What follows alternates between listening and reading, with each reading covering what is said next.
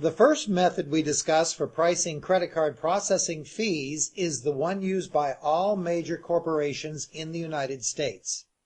It is called Interchange Plus, or Wholesale Plus, or Cost Plus, all the same thing. It is the only totally transparent pricing method where you, the business owner, has a clear detail of all your fees. First, you must learn that there are 3 different types of fees you pay, and 3 different entities to which you pay them. The initial fee is called the bank fee, wholesale fee, or formally interchange fee. The credit card associations, Visa, MasterCard, Discover, American Express, are called the Interchange, and thousands of banks have joined them as association members. Each member bank issues credit cards under an association brand, such as Visa, for example. Each card has 2 fees attached to its use, and those 2 fees are paid back to the bank that issued the card. Since the bank is an interchange member, the fees are called interchange fees, and the fee is the same for all the card types issued by all the interchange member banks. The rates are fixed and cannot be reduced. One fee is a percentage and called the discount fee, and the second fee is a transaction or item fee, and it is in cents. There are a range of card types, each with its own fees. For example, suppose that First Bank issues a plain regular credit card to Joe. Joe comes to your business and buys a picture for $100. The discount fee for this credit card is 1.51%, and the item fee is 10 cents. Multiply $100 times 1.51%, and it cost you $1.51. Then multiply one transaction times 10 cents, and add that to $1.51 for a total of $1.61. That money goes to First Bank. All of that $1.61. It cannot be reduced. But Visa wants a little bit too for managing the association, so there is a second fee that goes to Visa.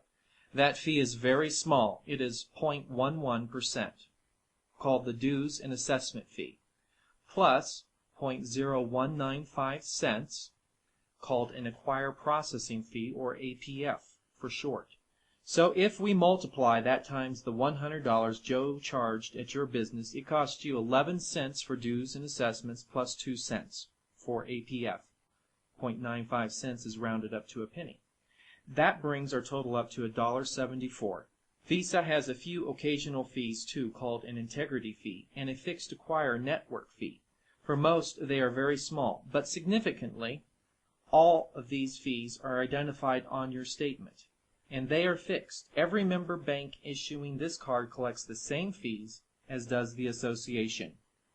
The last fee is the fee charged for processing.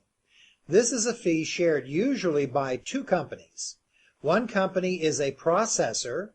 The second company is called an independent sales organization, or ISO for short, or a merchant service provider, or MSP for short. The ISO primarily markets processing to merchants and monitors customer service issues for what is processed by the processor. There are just a few processors, including First Data, Paymentech, Elevon, WorldPay, Global, and Vantiv. There are hundreds of ISOs. These processing fees have 2 parts, the same as interchange fees. The first fee is a percentage, called a discount fee. It is distinguished from the interchange fee, and the processing percent is called the discount fee. The second fee is in cents and called the transaction or item fee. Let's assume a discount fee of 0.30% and a 10-cent transaction fee. Joe's purchase of $100 would then total 0.30% times 100, or 30 cents, plus the one transaction fee of 10 cents. We then add the 40 cents to our previous total of $1.74 to obtain a grand total of $2.14. The discount fee is usually expressed in what are called basis points. If we take 1% and divide it into 100 parts, each part is a basis point. So 1% would be 100 basis points.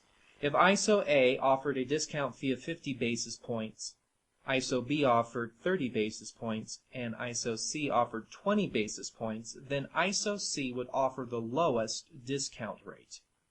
The item fee of 10 cents per transaction may not significantly add to a high-ticket transaction, but it may add considerable cost to a business with many small transactions. Businesses are priced accordingly. This processing fee is the only fee that is not fixed, that is negotiable. This fee is determined by various factors, including the kind of business you own, the volume of processing you do, and the average size of each transaction you run. With this wholesale plus or interchange plus pricing method, you receive a statement with a section that is a summary of interchange fees. There are many interchange rates for different types of cards. Here is a list of common Visa and MasterCard interchange rates.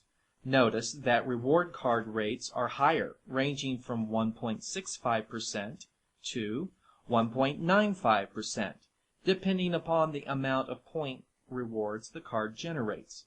Here is a list of business cards, purchasing, corporate, and signature cards, which had even higher interchange rates. In the Summary of Interchange Fees section, you are provided a list of the different card types you received each month. The first column on the left tells you the brand card type. First is MasterCard. MasterCard assigns names to different card types, such as you see Merit 3. The next two columns to the right tell you what the interchange discount rate and the interchange item fee is. Interchange for Merit 3 card is 1.58% and 10 cents. The third column tells you the counted number of Merit 3 cards submitted during the month, in this case only one. The next column to the right tells you the total volume for all Merit 3 cards during the month. So by multiplying the card count, 1, times the 10 cents item fee, and adding that to the discount rate of 1.58% times the volume of $119.60, we get the total interchange fee of $1.99. Now let's recap. Visa, MasterCard, and Discover, called the interchanges, gets a fixed fee on credit cards you accept, called the dues and assessments fee. It is 10 or 11 basis points and can be 13 basis points with certain large ticket purchases. They also get a fixed item fee that ranges from 1.55 cents for each debit and up to 1.95 cents for each credit card transaction. While these fees may be adjusted by the interchanges over time, the adjusted rates are fixed. They cannot be reduced. Member banks to each interchange association receive interchange fees. Again, interchange fees are two fees added together, a percent or discount fee plus an item fee in cents. The total of these fees goes entirely to the bank that issued the credit or debit card. The interchange associations get the total of their fees, and the issuing bank gets the total of its fees. There is no rebate, no reduction of these fees. They are fixed. The total of these fees are passed through to the interchange and the issuing banks, and so are called the pass-through fees. Arbitrary or negotiable fees are processing fees, the fees charged by the processor and the merchant service provider.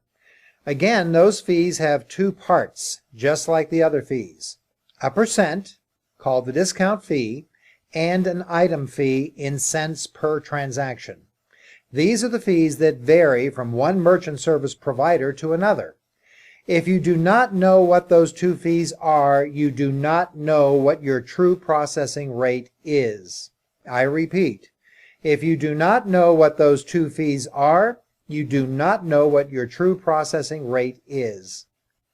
Some merchant service providers will take a monthly processing statement and divide the total charges by the total processing volume.